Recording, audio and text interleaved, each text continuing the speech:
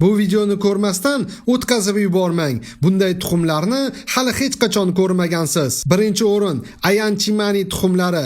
Ayanchimani tuxumlari to'liq qora rangi bilan mashhur. Eng hayratlanarlisi, ular faqat tashqi tomondan emas, balki go'shti ham qora bo'ladi va albatta, bu tovuqlar qo'yadigan tuxum ham qora rangda. Ana shu noyobligi sababli ularning tuxumlari oddiy tovuq tuxumlariga qaraganda ancha qimmat turadi. Ikkinchi o'rin sariqbosh jag'li baliq tuxumlari. Bu baliqning tuxum qo'yish usuli juda g'alati. Urg'ochi tuxum qo'ygandan keyin erkak baliq ularni og'zida saqlab turadi. Bolalari chiqquncha u umuman ovqat yemaydi. Uchinchi o'rin Tinamo tuxumlari. Tinamo Janubiy Amerikada uchraydigan juda kamyob qush. Ularning tuxumlarining shakli tovuq tuxumlariga o'xshaydi, lekin rangi bilan butunlay farq qiladi. Bu qushlar juda yorqin, rang-barang tuxumlar qo'yadi. Ba'zan esa hatto qora tuxum ham bo'ladi. Endi savol, sizningcha qaysi tuxum eng ajoyib va noodatiy? Fikringizni kommentariyada yozib qoldiring.